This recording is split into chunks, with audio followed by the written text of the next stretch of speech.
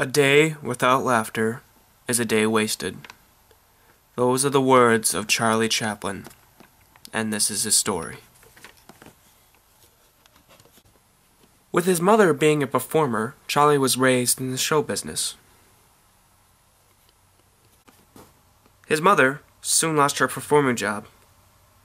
With no other source of income due to the fact that Charlie's father died of alcohol poisoning when Charlie was 12, Charlie was sent to the workhouse, and his half-brother Sidney was sent to a training ship, then out to sea. Charlie was at the workhouse for 1 year because his mother got into piecework sewing gloves. Charlie lived with his mother until he committed her to Larkhead Asylum. He later lived with his brother and got a job as a performer at vaudeville, which some of his income helped his mother get better treatment. Chaplin performed line comedy at vaudeville, most notably his drunk impression, which got him known.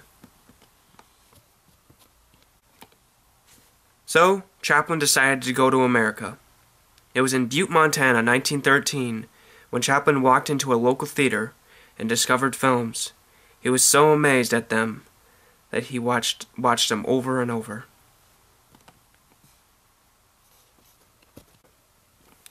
So of course he was thrilled when he received a telegram from a man named Mack Sennett, who offered Charlie a job acting for $150 a week at Keystone Film Company. While he worked there, he got a hands-on feel on this new art form. He was quoted on saying, "Sometimes film even scares me." His first film, called Making a Living, did not go well with Mack Sennett. Sennett gave him a second chance, though, and gave him a job for the next picture. Sennett was pleased with Chaplin's performances after that. It wasn't until the film The Kid Auto Races at Venice was the first appearance of Chaplin's iconic character, the Tramp. The character was actually created on accident when he was socializing with his fellow co-stars, making them laugh when Chaplin put on the costume. After many pictures, Chaplin was now a success. He was making over 20 films a year. Chaplin then left Keystone in 1916 to work for Mutual Film Corporations, who paid him $670,000 to produce 12 two-reel comedies in 18 months. It wasn't until he joined with First National Film Company that he had creative control over the production, which gave him more time to make his films, have better quality, and that were not rushed. Chaplin again changed studios with one he actually co-founded with actress Mary Pickford, action star Douglas Fairbanks, and director D.W. Griffith. The studio was called United Artists. The studio was a way for all whom were seeking to escape the growing power consolidation of film distributors and financiers in developing the Hollywood studio system. All this before Chaplin turned 30. While at United Artists, Chaplin worked on one of his most popular films, The Circus, which was released in 1928, 1 year after the first sound picture, The Jazz Singer. Sound was the new thing, but Chaplin refused to have the Tramp speak. He said if the Tramp spoke, the character would be dead. Chaplin also respected the other 9/10 of the world, who did not speak English. Chaplin resumed doing silent pictures. While shooting them, he found creative loopholes of not using sound. Although genius, the fans went to sound. Chaplin was still in hot water when his picture, The Kid, was seized by his divorced wife due to the fact that it was an asset. Chaplin went past the state line to Salt Lake City to finish it. Before the Depression, Charlie sold all his stocks and shares. When the Depression struck, Chaplin made the film Modern Times, which was based on the fact that machines were taking over the job market.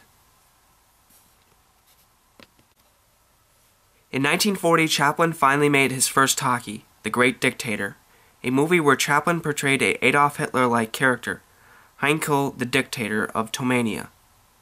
He also portrayed a Jewish barber as well, which in the movie is mistaken for Heinkel, just like Chaplin is mistaken for Hitler. Leave me. I want to be alone.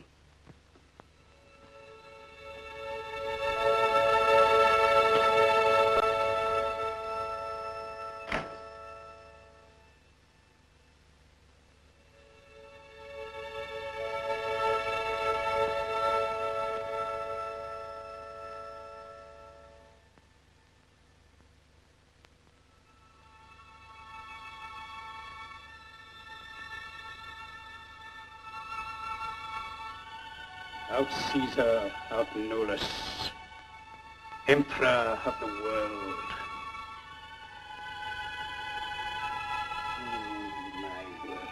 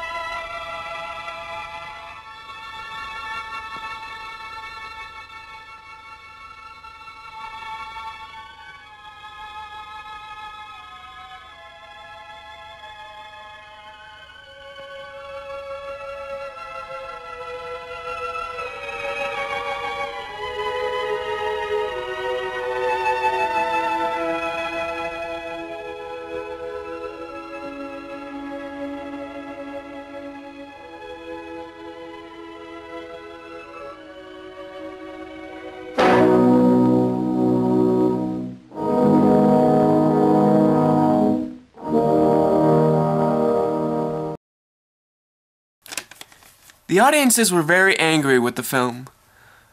The anger started the scandal that Chaplin was a communist. His FBI file has over 1,900 pages. He married his fourth and final wife, Una, in October of 1942.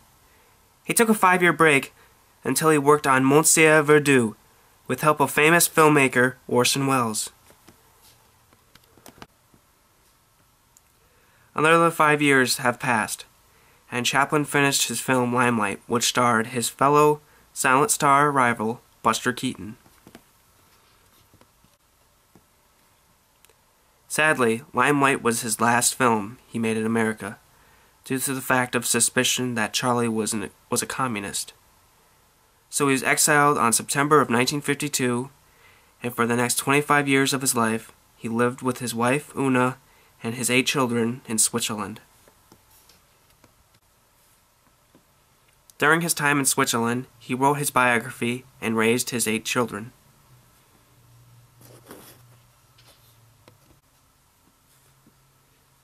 In 1972, Chaplin returned to America to receive a special Academy Award for his score he wrote for his film Limelight.